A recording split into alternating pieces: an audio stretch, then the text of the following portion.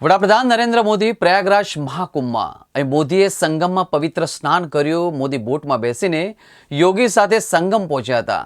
તેમણે ભગવા રંગના કપડાં પહેર્યા હતા। મંત્રોચ્ચારો વચ્ચે પીએમ મોદીએ સંગમમાં ડૂબકી લગાવી હતી। સંગમ સ્નાન કર્યા બાદ પીએમએ સૂર્યને અર્ઘ્ય અર્પણ કર્યું। આ દરમિયાન તેમના હાથમાં રુદ્રાક્ષની માળા પણ હતી। મોદીએ લગભગ 5 મિનિટ સુધી મંત્રોચ્ચારો સાથે સૂર્યની પૂજા કરી હતી। પ્રયાગરાજના મહાકુંભમાં આ વખતે 144 વર્ષ બાદ એવો શુભ સમય આવ્યો છે જે ખૂબ જ શુભ છે। આ પ્રસંગે 39 કરોડથી વધુ લોકોએ સ્નાન કર્યું છે। હવે આ ભક્તોમાં પીએમ મોદી પણ સામેલ થઈ ગયા છે।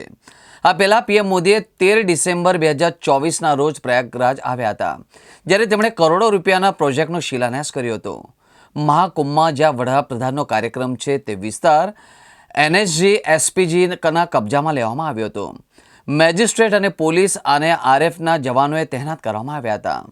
ગંગાના ઘાટ સુરક્ષા વધારી દેવામાં આવ્યો હતો। શહેરથી લઈને મહાકુંભ મેળા સુધીના શકમંદોની તપાસ પણ કરવામાં આવી હતી। મોદીના આગમનના એક દિવસ પહેલા સીએમ યોગીએ મહાકુંભમાં પહોંચ્યા હતા અને તમામ તૈયારીઓને તેમણે નિરીક્ષણ પણ કર્યું હતું। મંગળવારે 75 લાખ લોકોએ સંગમમાં સ્નાન કર્યું હતું। અત્યાર સુધીમાં 38 કરોડથી વધુ શ્રદ્ધાળુઓએ સ્નાન કર્યું છે। વડાપ્રધાનને જોવા માટે સંગમના કિનારે ઘણા લોકો એકત્રિત થયા હતા। પીએમ મોદીએ સંગમ નોચ પહોંચતા જ પહેલા જ હાથ હલાવતા લોકોનું અભિવાદન કર્યું હતું। પીએમ મોદીને ધર્મ અને આસ્થાને લઈને અલગ અલગ દ્રષ્ટિકોણ જોવા મળે છે। તેઓ ધાર્મિક સ્થળો પર ભક્તિમાં લીન જોવા મળે છે।